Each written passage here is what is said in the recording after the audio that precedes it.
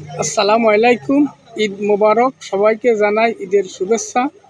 এই যে একটা কথাটা সংক্ষিপ্ত বলবো, কারণ সময়ের সংক্ষিপ্ত কারণের জন্যই। আমার কাছে মনে হয় যে ব্যক্তিরা কুরবানি দিতে পারে না, এই ব্যক্তিরা মশলা বেশি জানে। এগো কাছতে মনে হয় মশলা নেওয়াও ভালো যারা কুরবানি করে।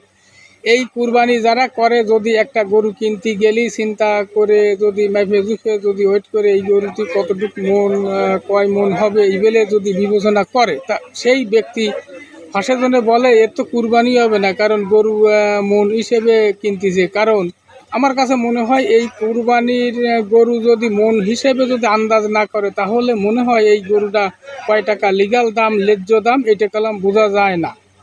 কারণ যদি এই ওয়েট না মাপে তাহলে কালাম এই আন্দাজ করা যায় না। কারণ টাকা থাকলে যে অবৈধভাবে কেউরে বেশি দিয়ে দেবে, এইটা কালাম ধর্মীয় দিককে তাকায় না। তা এই জন্যই বলি, যারা কুরবানি দিতে পারে না তারা এই সমস্ত মশলা বেশি বলে। সেই মশলার থেকে বিরত থাকা ভালো। আল্লাহ রব্বুল আলমিন জানে কার কবুল হবে আর কার কবুল হবে না, এটা কালাম বাস্তব নিয়ম। কারণ একটা গরু কিনতে গেলে মেলা বিবেচনা করে কেনে, যারা লক্ষ লক্ষ লাখ লাখ টাকা ইনভেস্ট করে এবং কুরবানি করে মনের থেকে, এইটা কলাম খুব ভালো।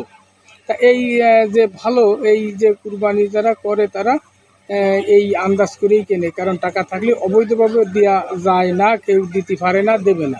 তা না হলে কি এর আন্দাজে একটা গরু কিনবে?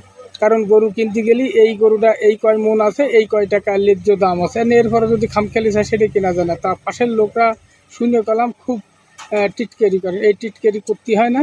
তা কথাটা বুঝার জন্যই বললাম, কথাটা বুঝতেই হবে, রাগ করা যাবে না। আল্লাহ হাফেজ।